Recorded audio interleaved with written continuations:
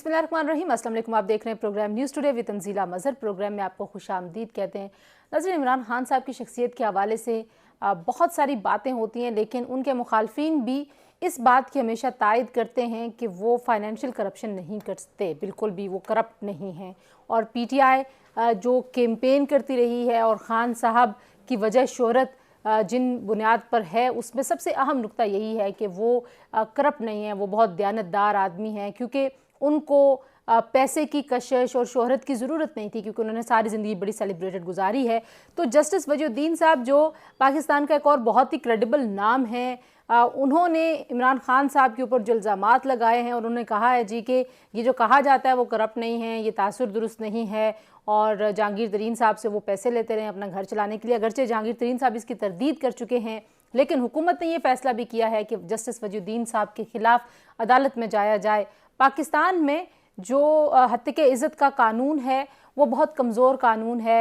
ऐसे मामलात में बहुत देर से फ़ैसले होते हैं और ये लंबा लटकाने वाले जो मुकदमात होते हैं उनमें इनका जिक्र होता है। तो अब देखते हैं कि हुकूमत कितना इफ़ेक्टिवली इस मुकदमे को परस्यू करती है। और जस्टिस वजीउद्दीन साहब अपनी बात पर अभी भी कायम हैं। जिन लोगों के ख़िलाफ़ उन्होंने, जब वो इंटर पार्टी इलेक्शंस के ऊपर वो इन्वेस्टिगेट कर रहे थे, तो जिन लोगों के ख़िलाफ़ उन्होंने कहा था कि ये इन्फ्लुएंस करते हैं सारे प्रोसेस में, उसमें जहांगीर तरीन भी थे। सो ये बड़ी एक इंटरेस्टिंग सिचुएशन है। बट एनीवेज जी, एक और जो इसी हवाले से एक इल्ज़ामात ख्वाजा आसिफ साहब ने लगाए थे, पाकिस्तान मुस्लिम लीग नवाज़ के सीनियर रहनुमा ने, आज खान साहब जो हैं उन्होंने एक बयान हल्फी अदालत में जमा करवाया शौकत खानम के फ़ंड्स में गैर शफाफियत और करप्शन के हवाले से। तो इमरान खान साहब की क्रेडिबिलिटी के हवाले से ये केस बड़ा अहम है और आज का ये हलफनामा भी बड़ा अहम है। कुछ तो हम इस हवाले से बात करेंगे। दूसरी जानिब उनकी, खान साहब की शख्सियत के अलावा जो अब मामला है कि वो सरबराह हैं हुकूमत की, हुकूमत कैसे परफॉर्म कर रही है और PTI के पास क्या जवाब है। महंगाई को ख़त्म करने के लिए कोई है उनके पास स्ट्रेटजी नहीं है। कहते थे गैस है, फिर कह रहे हैं गैस ख़त्म होगी। उनके वज़ीर और मुशीर अजीब व गरीब बातें करते हैं और आवाम के ज़ख्मों पर नमक छिड़कने के मुतरादिफ है ये बातें, कि कहते हैं जी आप दाने कम खा लें, आटा कम इस्तेमाल कर लें, चीनी के कुछ दाने आप कम कर लें। जो इस तरह की तो जिहाद होती हैं वो यकीनन आवाम के लिए बड़ी तकलीफ़ देह हैं। सर्दी जैसे बढ़ना शुरू हुई है तो गैस गायब होना शुरू हो गई। तो हुकूमत के पास इसका क्या जवाब है, कुछ उसका जायज़ा लेने की कोशिश करेंगे। और जो आखिरी नुक्ता है वो पंजाब में गवर्नेंस के हवाले से बहुत ज़्यादा गिले शिकवे, बहुत बातें होती हैं और बारहा हमने देखा कि ज़िमनी इंतखाबात में वहाँ पर नून लीग मैदान मारती चली जा रही है। तो क्या ये जो अभी खानेवाल का इलेक्शन भी हुआ, वहाँ पर फिर हमने लाहौर के हलके में भी देखा, तो जो नून की जीत है ये PTI के लिए कितनी अलार्मिंग है और वाकई PTI समझती है कि अवाम उनको और उनकी कारकर्दगी को पंजाब की हद तक मुस्तरद कर रही है। इस पे PTI का क्या मौक़िफ़ है। और फिर हमने देखा कि सिंध में बल्दियाती एक्ट को लेके लड़ाई बढ़ती चली जा रही है। कुछ उसका भी आज के प्रोग्राम में कोशिश करेंगे कि उसका भी जायज़ा ले लें। जी, मेरे साथ जो मेहमान मौजूद हैं उनसे आपका तारुफ करवा देते हैं। हमारे साथ मौजूद हैं सेनेटर राना मकबूल अहमद साहब, रहनुमा हैं पाकिस्तान मुस्लिम लीग नवाज़ के। हमारे साथ सेनेटर ज्ञान चंद साहब मौजूद हैं, रहनुमा पाकिस्तान पीपल्स पार्टी के। और हमारे साथ मौजूद हैं मुसर्रत जमशेद चीमा साहिबा, रहनुमा तहरीक इंसाफ की स्पोक्स पर्सन भी हैं। तीनों मेहमानों का बहुत शुक्रिया जी। राना मकबूल साहब, सबसे पहले तो मामला जो वजीउद्दीन साहब के इल्ज़ामात हैं, अब वो भी एक बड़े क्रेडिबल शख्स हैं, लेकिन खान साहब की क्रेडिबिलिटी तो है ही इस बात के ऊपर कि वो बड़े दयानतदार आदमी। फिर हमने देखा कि हमारी अदालतों ने भी उनको सादिक और अमीन का सर्टिफिकेट दे दिया था। आप इस सूरत हाल को कैसे देखते हैं? अगर मैं बियॉन्ड पार्टी एफिलिएशन आपसे पूछूं, पॉलिटिक्स एक साइड पे रखते हुए, आपको लगता है कि इस तरह के इल्ज़ामात से क्रेडिबिलिटी जो हर्ट हो जाती है वो वाकई में हत्या इज़्ज़त का मुकदमा चला के रीगेन की जा सकती है?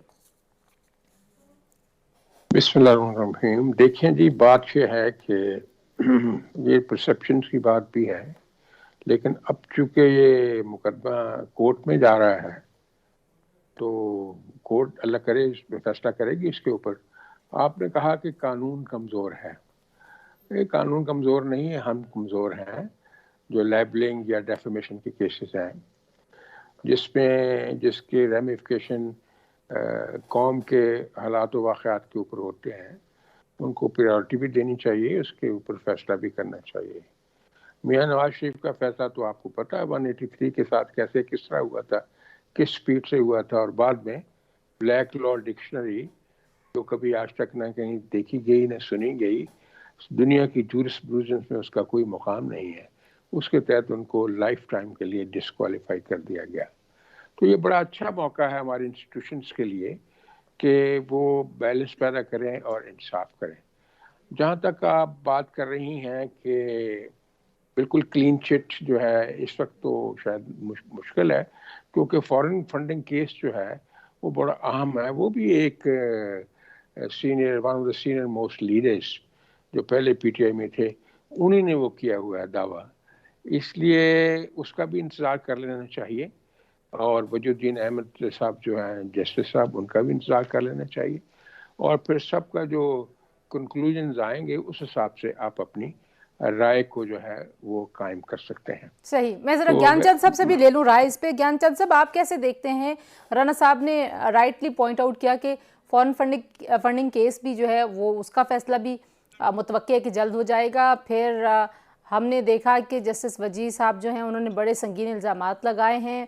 अगरचे बहुत सारे लोगों की राय है कि उनको ऐसे इल्ज़ामात से गुरेज करना चाहिए, क्योंकि जाहिर है वो खुद भी ये कहते हैं कि जो लोग पैसे इस तरह से देते हैं उसका कोई रिकॉर्ड नहीं होता। फिर जिनसे मंसूब करके उन्होंने बयान दिया वो तो पहले ही उसे कह चुके हैं कि जी ऐसा कुछ है नहीं। जहांगीर तरीन साहब तो इनकार कर चुके। देखिए, मैं तो समझता हूँ कि इमरान खान को करप्ट होने की वाकई जरूरत नहीं है। जब अलीमा बाजी सिलाई मशीन उसे अरबों रुपए बना रही होती है, जैसे राणा साहब ने कहा कि वो फॉरेन फंडिंग के जो इतने सारे घपले हैं उन पे स्टेप मिल रहा हो। जब जहांगीर तरीन पे जो जस्टिस वजीदीन ने इल्जाम लगाया है वो 50-50 लाख रुपए मंथली देता रहा हो और फिर वो चीनी से बाकी चीजों से फायदा लेता रहा हो, तो इमरान खान को फाइनेंशियल करप्शन करने की जरूरत ही क्या है? उसको तो पैसे ऐसे ही कैश में मिलते जा रहे हैं जैसे जस्टिस वजीद कह रहे हैं। तो अगर किसी को खामखा क्यों जाकर चक्रों में पड़ना है? उनको तो कैश मिल रहे हैं, कोई रिकॉर्ड है ना कुछ है। वही जैसे वो खुद जो बनी गाला में रह रहे हैं, वो अगर 10-12 लाख में इतना सारा बड़ी एरिया जो है वो उनको मिल जाए और बाकी लोगों को घरों को मसवार किया जाता रहे, इनको तो सब सहूलतें ही सहूलतें हैं ना। जहां पे वो हाथ रखते हैं वो सब चीजें जो है ना वो साफ सुथरी हो जाती हैं और ये बड़े चढ़ोरे देते रहते। आप इनके ट्रैक रिकॉर्ड तो देख रहे हैं, इमरान खान ने कौन सी बात है जो सोच समझ कर की है, जो सच्ची बात की है या जो वायदा किया है उस पर अमल किया है। ये इनके लिए तो सब चीजें बिल्कुल साफ है। इनकी सिर्फ जो स्पीचेस है अपोजिशन कंटेनर की स्पीचेस और आज की स्पीचेस को देख लो ना, इनको भाषण देना था। इनको ये सोचना नहीं होता है कि इन पे अमल करना है। इनको ये नहीं सोचना होता है कि मैं सच बोल रहा हूँ कि झूठ बोल रहा हूँ। ठीक है, आप कह रहे उनको करप्शन करने की जरूरत नहीं। मैं जरा जो पीटीआई की नुमाइंदगी करी उनसे भी जरा पूछ लूँ। मुसरत, जैसे मैं कह रही हूँ कि जो क्रेडिबिलिटी है खान साहब की, उनके बहुत सारे अपोनेंट भी कहते हैं कि वो फाइनेंशियली करप्ट नहीं है, वो दयानतदार आदमी हैं। लेकिन जस्टिस वजीउद्दीन साहब की भी क्रेडिबिलिटी पाकिस्तान में देखा जाए तो he is amongst most credible people. तो आप कैसे देख रही हैं सारी सिचुएशन को? आपकी जमात ने अब फैसला किया है कि आप हत्या इज़्ज़त का मुकदमा करेंगे। आप जानते हैं आपकी जमात खुद इतने सारे इल्ज़ामात लगाती है नून लीग पे, बाकी लोगों पे। हत्या इज़्ज़त के मुकदमात तो चलते रहते, उनके तो फैसले नहीं आते।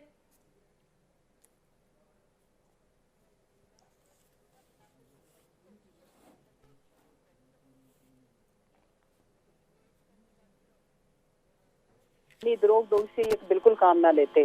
और अगर मैं इस वक्त पे इस जोकर के लॉन्च होने की अगर मैं आपको हकीकत बताऊं तो वो ये है कि आपको पता है कि 16.6 अरब रुपए के इनके मनी लॉन्ड्रिंग के वाज़े सबूत मिल गए, जिसमें माशाल्लाह शहबाज शरीफ और उनके बिल्कुल उन्हीं की नक्शे कदम पे चलने वाली उनकी औलाद और इनके मुलाजिम जिसके एक के अकाउंट मुलाजिम जो इनके थे वो बेटे के अकाउंट से बाप के अकाउंट में जिस तरह से वो सारी ट्रांजेक्शन हुई, उससे तवज्जो हटाने के लिए इनको पता था चूंकि इसकी इनके पास कोई जवाब नहीं है, और जब ये जवाब नहीं दे पाए तो इन्होंने ये शोशा छोड़ दिया है जस्टिस वजीउद्दीन का। वो बिल्कुल उसी तरह है जैसे मरियम का ट्विटर अकाउंट कभी चुप हो जाता है, बंद हो जाता है और फिर अचानक से वो वेला पड़ जाता है। मुझे ये बताएं कि जस्टिस वजीउद्दीन को अभी क्या फिट पड़े हैं कि अचानक ये फिर वही पुरानी, जब मैं जमात में था तो मैंने देखा कि ये सादिक और अमीन नहीं है, जस्टिस वजीउद्दीन की क्रेडिबिलिटी है क्या? मैं आपसे सवाल करती हूँ। इस शख्स की कोई क्रेडिबिलिटी नहीं है। और अगर इमरान खान की क्रेडिबिलिटी की बात करें तो पूरी दुनिया में वो अपनी ईमानदारी की वजह से, पैसे के लालच ना होने की वजह से वो जाने जाते हैं। उसमें हमारे पॉलिटिकल ओपोनेंट जो मर्जी कहते रहे, हमें उससे कोई फर्क नहीं पड़ता, क्योंकि ये तो एस्टैब्लिश्ड प्रूवन झूठे हैं। जहाँ तक हम बात करते हैं तंजीला, अब हमारी और जो हमारे क्लेम्स हैं और हमारे जो हम जो बात करते हैं वो एविडेंस के साथ करते हैं, उसको आप जस्टिस वजीउद्दीन के जोक्स के साथ आप नहीं मिक्स कर सकती।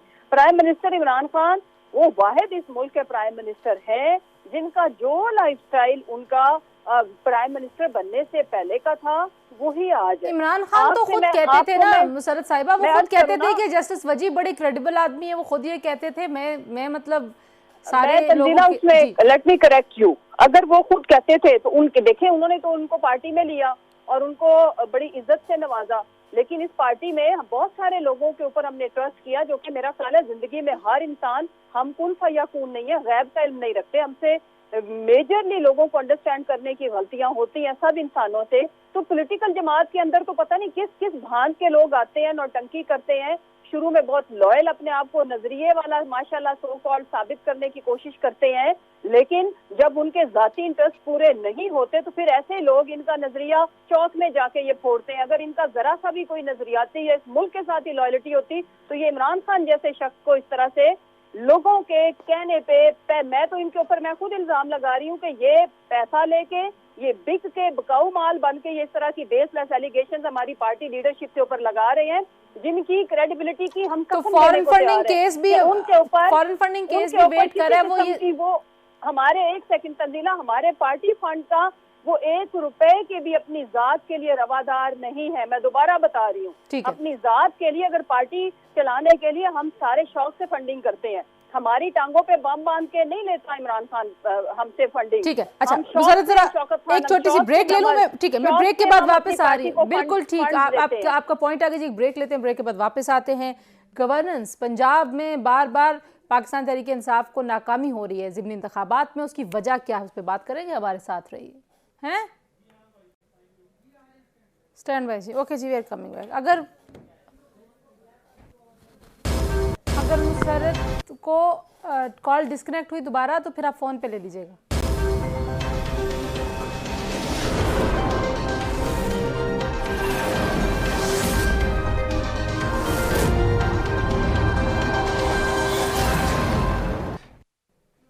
जी प्रोग्राम में एक बार फिर आपको खुशामदीद कहते हैं जी। और एक तरफ तो जाहिर है जो अदालती लड़ाइयाँ हैं वो तो चलती रहेंगी, लेकिन जो असल टेस्ट है, मुसर्रत अभी कह रही थी कि हम जो है वो मुकदमा करके और हमने साबित करने की जो इतने बेसलेस किस्म की एक्यूजिशन है इससे फ़र्क नहीं पड़ता कोई, और मुखालफिन जो मर्ज़ी कहते रहें। लेकिन जो गवर्नेंस का मामला है, बिलखुसूस गैस का बहरान जो अब सर उठा रहा है, राना साहब आप किस तरह से देखते हैं? हुकूमत बार बार दावे तो करती है कि हम मुआशी सिमत दुरुस्त कर रहे थे, मुश्किल फ़ैसले ले रहे थे, लेकिन जो हालात हैं वो किस तरफ को जा रहे हैं?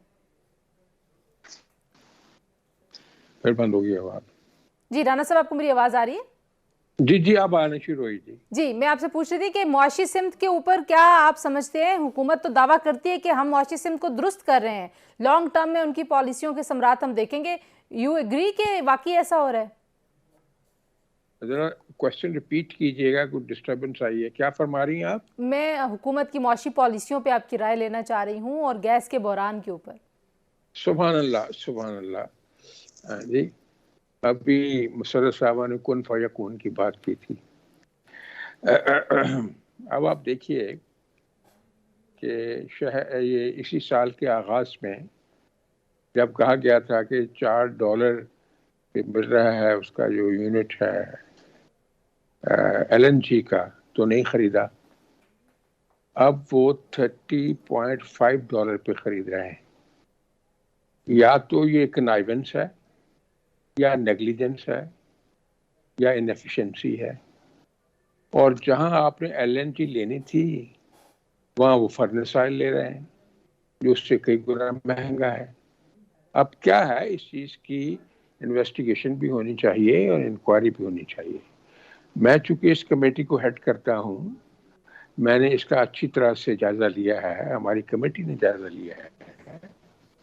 सारे के सारे लोग इस जो ब्रिलियंस है इस पे अंगुष्ठ पे दंदा है कि ये क्या किया गया है। कोई काम वक्त पे तो कर लेना चाहिए ना।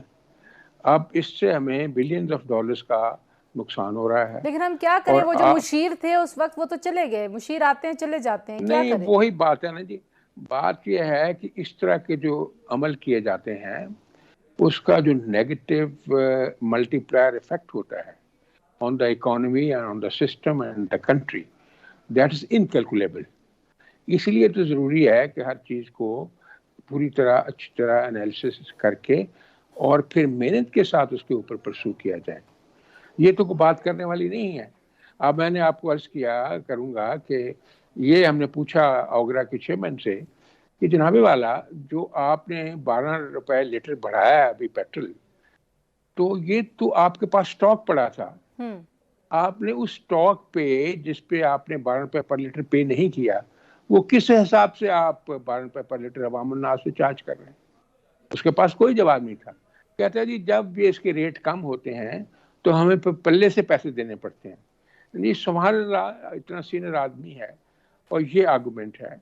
मेरा मतलब ये है कि वो कहते हैं ना कौन सी से कल सीधी, तो इसलिए ये सारे के सारे हाउस को ऑर्डर में करने के लिए वक्त लगेगा। ज्ञानचंद साहब से जरा पूछ लूं, आपकी जमात ने ये भी ऐलान कर दिया कि हम गैस की लोड शेडिंग के खिलाफ भी एहतजाज करेंगे। पहले ही पीडीएम और आप महंगाई के खिलाफ एहतजाज कर रहे हैं, एहतजाज से आपको लगता है मसला हल हो जाएगा?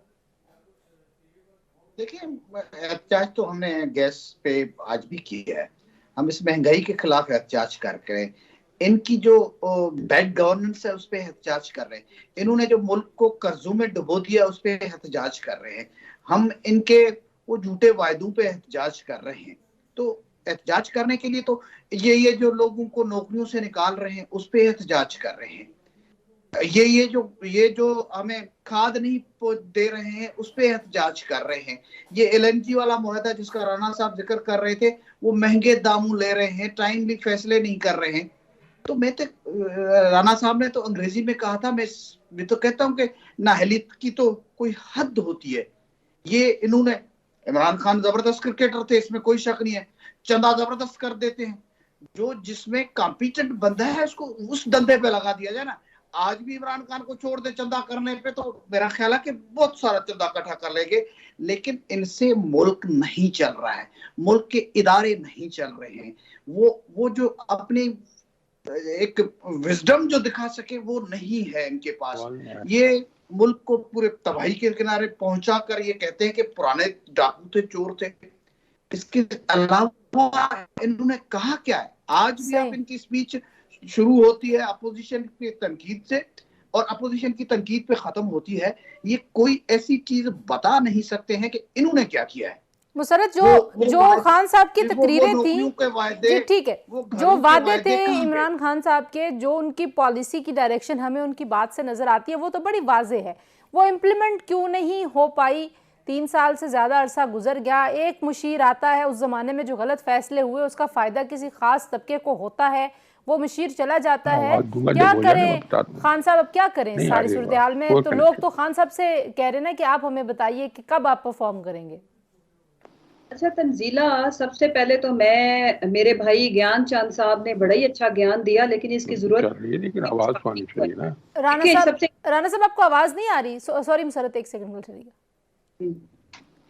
राणा साहब की कॉल डिस्कनेक्ट करके दोबारा उनको कॉल मिलाते हैं। जी मुसरत, आप कंटिन्यू करें। मैं अर्ज कर रही थी कि ज्ञानचंद साहब का इतना अच्छा ज्ञान है, इसकी जरूरत है पीपल्स पार्टी को। कैसे पीएम प्लान है यहाँ की जो है ना ऑपोजिशन, इनकी तो एक सूबे में खुद की हुकूमत है, तो जो खुद एक सूबे में हुकूमत कर रहे हैं और ये उनका तीसरा टेन्योर है सूबे के अंदर, और उसमें 3 दफा ये फेडरल गवर्नमेंट्स भी कर चुके हुए हैं। इनको चाहिए तंजीला, ये हमें क्रिटिसाइज करें, अच्छी बात है, ऑपोजिशन का काम है, क्योंकि फेडरल में ये हमारे ऑपोजिशन है। इंपॉर्टेंट चीज ये है कि ये साथ अपने सूबे की भी परफॉर्मेंस बताएं कि ये चीजें हमने हेल्थ सेक्टर में अच्छी की, जब ये थे तो क्या गैस का ये इशू नहीं रहता था? ये अजलों से ये 2 माह गैस का प्रेशर भी इशू आता है और फिर मेंटेनेंस ना होने की वजह से जो मसाइल है उसका भी सामना रहता है। हमने तो आके ठीक किया है। लेकिन मुशर्रत, ये तो ऑन रिकॉर्ड बातें ना कि $4 का मिल रहा था आपको, इंडिपेंडेंट लोग कह रहे थे, मीडिया के ऊपर आके एक्सपर्ट कह रहे थे कि ले लीजिए, नहीं ली, फिर देर से ली, बहुत महंगी ले ली। तो अब ये जो इस तरह की मिसमैनेजमेंट है, ये भी तो इनएफिशिएंसी का भी तो कोई जिम्मेदारी लेगा ना कोई बंदा तो कहेगा हुकूमत में कि हाँ जी हमारी जिम्मेदारी, ये नहीं कहेंगे। तंजीला, एक तो स्काइप के ऊपर अगर आप बात करते हैं तो फिर मेरी बात करने का मतलब नहीं रहता। मैंने यही बात इन्होंने की है, मैंने अच्छे से सुना है, मैं तफसीली जवाब दूंगी आपने जो बात की है। देखिए, सबसे पहले तो इनको भी पता है कि जो LNG है इसकी एक इन्वेंट्री की लिमिट है, उससे ज्यादा आप नहीं इंपोर्ट कर सकते। They know very well. आपने उसको लाके रखना कहाँ पे है, उसके जखायर किधर हम रखेंगे। उसके बाद जो सबसे इंपॉर्टेंट चीज है वो ये कि मैं जो बात कर रही थी, मैं पीपल्स पार्टी से ही शुरू करूंगी, फिर मैं अपनी सारी परफॉर्मेंस भी बताऊंगी। इंपॉर्टेंट चीज ये है कि ब्लेम करना बहुत ही आसान है। ट्रक के ऊपर ये जो बिलावल साहब है ना अहली की जिंदा मिसाल, वो खुद ट्रक के ऊपर आंटीज अंकल्स लेके जो स्पीच उनको लिख के दे देते, जिसका उनको कंटेंट भी नहीं खुद पता होता, वो आके बोल देना तो बड़ा आसान है। उसके साथ उनको चाहिए कि वो अपने सूबे की परफॉर्मेंस भी बताएं। और ये जो ज्ञान हमें आके देते हैं ना, ये कहते हैं कि जिसको जो धंधा अच्छा आता है उसको करना चाहिए। I totally agree. Welfare state, welfare के काम करते थे प्राइम मिनिस्टर, और उन्होंने वेलफेयर स्टेट का आके इंशाल्लाह ताला बनाई भी है, मजीद इसको बेहतर करेंगे। जरदारी साहब का धंधा इनको अच्छे से पता है। गूगल के ऊपर मेरे भाई जरा नाम टाइप करें और उसका मतलब देखें, और वो धंधा उनको अच्छे से आता है, तो उनको भी चाहिए कि वो एक सूबे की जान छोड़ दें और जाके वो करें मिस्टर 10% से 110 का जो सफर था, और लोगों की टांगों के साथ बॉम्ब बांध के अंडरवर्ल्ड के डॉन वाला काम वो करें। इंपॉर्टेंट चीज ये कि आप अपनी परफॉर्मेंस बताएं, आप बताएं कि आपने दूध और शहद की नहरें क्या बहाई हैं। सिंध के अंदर रिकॉर्ड महंगाई है, लेकिन ये जो गैस का बहरान है ये तो सिंध गवर्नमेंट का नहीं है ना, ये तो फेडरल के सब्जेक्ट्स हैं। मुझे फेडरल के अंदर बीबी हेल्थ के अंदर आफ्टर 18th अमेंडमेंट बाकी तमाम कमोडिटीज की जो एडिबल्स की प्राइस को कंट्रोल करना प्रोविंशियल सब्जेक्ट है। कितना इन्होंने किया? आटा क्यों महंगा है पंजाब से? दूध क्यों 20 से 25 रुपए फी लीटर महंगा है? और फिर उसके बाद मुझे ये बताएं कि हेल्थ में इन्होंने क्या किया। मैं ज्ञान साहब से पूछ लूंगी उन्होंने क्या किया, मुझे आप पीटीआई की तो परफॉर्मेंस बताएं ना, इससे पहले फिर मैं ब्रेक की तरफ। जी, तो हम एक सूबे के अंदर एक सूबे की टोटल पॉपुलेशन को हम हेल्थ कवरेज दे रहे हैं, पूरी दुनिया में इसकी एग्जांपल नहीं है। और पंजाब की 11 करोड़ पॉपुलेशन को इंशाल्लाह by the end of February and start March के अंदर हम कवर करने जा रहे हैं, जिसमें 10 लाख तक की कवरेज होगी। If you are resident of Punjab, आपको भी हम सारे बेनिफिशियरी होंगे। उसके अलावा हमने 9 बड़े हॉस्पिटल्स दिए हैं। जनूबी पंजाब के अंदर कोई बर्न सेंटर नहीं था, मदर एंड चाइल्ड 9 हॉस्पिटल, और हर डिस्ट्रिक्ट। तो गैस के बहरान की वजह क्या है? मैं तो आपसे गैस के बारे में मैंने अर्ज किया। देखिए तंजीला, आप अगर इस मुल्क की जमपल हैं तो आपने ये बचपन से देखा होगा कि ये 2 माह, एक तो सर्दी की वजह से और फिर इसकी यूटिलाइजेशन की वजह से गैस के ऊपर प्रेशर रहता है। और आने वाले चंद सालों में जो एग्जिस्टिंग आपके गैस के जखायर हैं ये भी नहीं रहने, ये खत्म हो जाने हैं। इसलिए, और जो लाइनों के अंदर जो प्रॉब्लम थी, मेंटेनेंस ना वापडा के अंदर हुई ना गैस के अंदर हुई, और वो हम 3 सालों में जो इम्प्रूव कर सकते थे हमने की।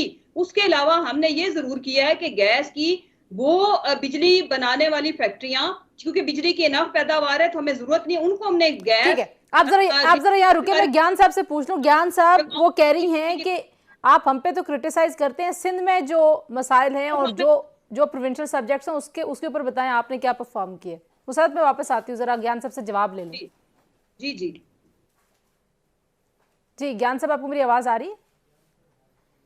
ज्ञान साहब से भी मेरा ख्याल हमारा राब्ता मुनक़ता हो सकता है। जी राना साहब, जो इस वक्त हमें जाहिर है सिंध में तो पाकिस्तान पीपल्स पार्टी की हुकूमत है राना साहब, तो जो हुकूमत में रहते हुए वो एहतजाज कर रहे हैं, मुसर्रत कह रही हैं, वो एहतजाज किस चक्कर में कर रहे हैं? और फिर अगेन वही कि ये पुराने ज़माने की इनएफिशिएंसीज हैं जो मल्टीप्लाई होकर आज के लिए चैलेंज बनी हुई हैं।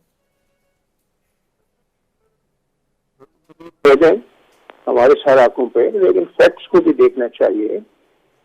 ये जो आटा महंगा है ये किसकी वजह से है, और ये जो चीनी महंगी है ये किसकी वजह से है?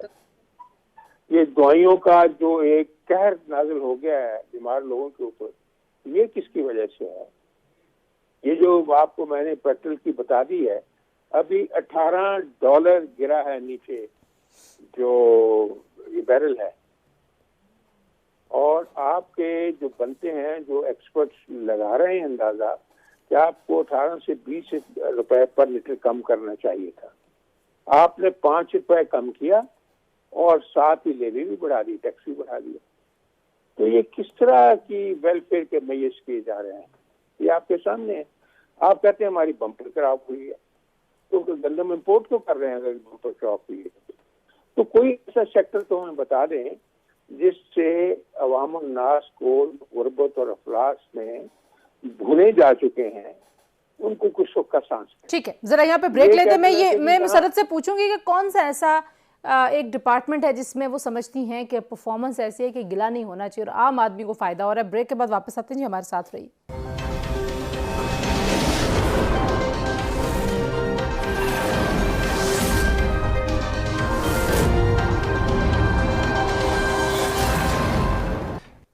जी प्रोग्राम में एक बार फिर आपको खुशामदीद कहेंगे।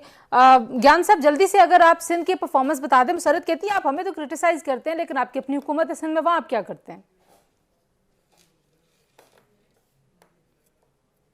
जी ज्ञान साहब, आपको मेरी आवाज आ रही है? हाँ, मुझे आवाज आ रही है।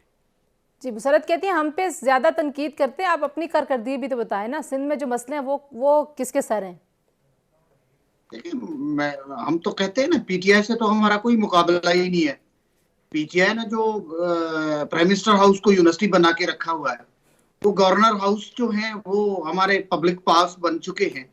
पीटीआई ने जो हेल्थ सेक्टर में काम किया है, वो गम्बर्ट इंस्टीट्यूट की तरफ ट्रांसप्लांटेशन के लिए नहीं आते, वो जो एनआईसीवीटी की तरफ पेशावर के लोग नहीं आते हैं, क्योंकि 10-12 साल में उन्होंने कमाल कर दिया है। आजकल लोग तो देखो, मरना भी मुश्किल होता है, ऐसे नहीं होता है। इन लोगों ने तो सस्ता कर दिया है, दवाई महंगी करके दिए, हेल्थ कार्ड दे दिया है, लेकिन दवाइयों के लिए उस हेल्थ कार्ड के बावजूद भी आप अपना इलाज नहीं करवाते। 500-600% तक ये महंगाई कर सकते हैं और बड़े ढठाई से बोल सकते हैं कि भाई हम करके दे। 100 दिन में ये कुछ नहीं कर सके, फिर 3 साल, अब 4था साल शुरू हो चुका, बोलते अगले 5 साल दो। पाकिस्तान का बेड़ा गर्क करने में तो हमारा इनके साथ मुकाबला नहीं है। जमहूरियत के लिए 22 साल की जदोजहद है, कभी उंगली पे कोई कांटा भी नहीं लगा। बड़ी दीवारें चला, स्पोर्ट्समैन ना, बड़ी दीवारें चलाकर पुलिस से भाग जाते हैं। मुशर्रफ जैसे, मैं वापस आऊंगी आपके पास। आप कह रहे हैं आपका मुकाबला नहीं है, वक्त क्योंकि कम है। मुझे मुशर्रफ जैसे आमर की हिमायत कर देते हैं, बड़े डेमोक्रेट है। ठीक हो गया, ठीक है, आपको पॉइंट आ गया। मुसरत, ये बहस आगे बढ़ती जाएगी, लेकिन जो एक बुनियादी नुक्ता मैंने आज पूछना था वो पीटीआई को ज़िमनी इंतखाबात में पंजाब में बार बार बुरी कारकर्दगी पीटीआई दिखा रही है, उसकी क्या वजह? आपको लगता है कि बुज़दार सरकार की कारकर्दगी पे अवाम नहीं मुतमईन? सबसे पहले तो 100 आउट ऑफ 100 जो इन्होंने परफॉर्मेंस बताई है। फिर सिंध की एक खूबी नहीं बता सके, सिर्फ ये कि इन्होंने ये वादे किए थे, इन्होंने ये दावे किए थे, हमने जितने वादे किए थे वी आर हेडिंग टुवर्ड्स। अच्छा, मैं परफॉर्मेंस पे एक अलग से प्रोग्राम रखूंगी, पंजाब वर्सेस सिंध का प्रोग्राम हम रख लेंगे किसी वक्त। जी, कारकर्दगी ज़िमनी इंतखाबात पूछे ना तो ये कहते हैं कि इनका तो मुकाबला नहीं, हम तो नाअहल हैं। तो यस, यू आर एस्टैब्लिश्ड नाअहल, जो निकम्मे नकारा लोग जिन्होंने 3 दफा उनको मिली फेडरल गवर्नमेंट, तीसरी टेन्योर एक सूबे में, जब वहां कुछ नहीं कर सके, कचरा हम उठाते हैं, ट्रांसपोर्ट हम दे रहे हैं, तो वो निकम्मे नकारा करप्ट लोग हमें ज्ञान ना दे। वो आराम से अपनी जो भी नाक मुंह हाथ से जो लूट रहे हैं, और आगे जो उन्होंने लोकल गवर्नमेंट का भी जो माशाल्लाह से लूटने का नया मंसूबा बनाया, उसके ऊपर अपनी रिहर्सल करें, जिसके लिए दे आर ट्रेंड। मैं जो अर्ज करना चाहती हूँ वो ये कि पीटीआई जो है ना जी, हमारा जो वोट बैंक था वो हर कंस्टिट्यूएंसी के अंदर बढ़ा है। उसमें कोई ऐसी बात नहीं है कि देखें, अगर मैंने 133 की बात करें तो इन्होंने अपना जो मैंडेट था उससे आधे लिए, 82% ने इनको रिजेक्ट किया, इलेक्शन का बायकॉट किया। अगर ये बाय इलेक्शन था तो ये सीट पहले भी इनके पास थी। ये जरूर है कि सिटिंग गवर्नमेंट अपना बिल्कुल भी इन्फ्लुएंस यूज नहीं करती। हमारे वोट्स हर कंस्टिट्यूएंसी के अंदर बढ़े हैं। और दूसरी जहां तक रहेगी बात कि जो ये कहते हैं कि लोग हमसे मुतनफर हो गए और लोग हमें रिजेक्ट कर चुके हैं, तो उसका जवाब ये है कि हमने 2018 में जितने वोट लिए थे उससे ज्यादा हर हल्के में वोट लिए।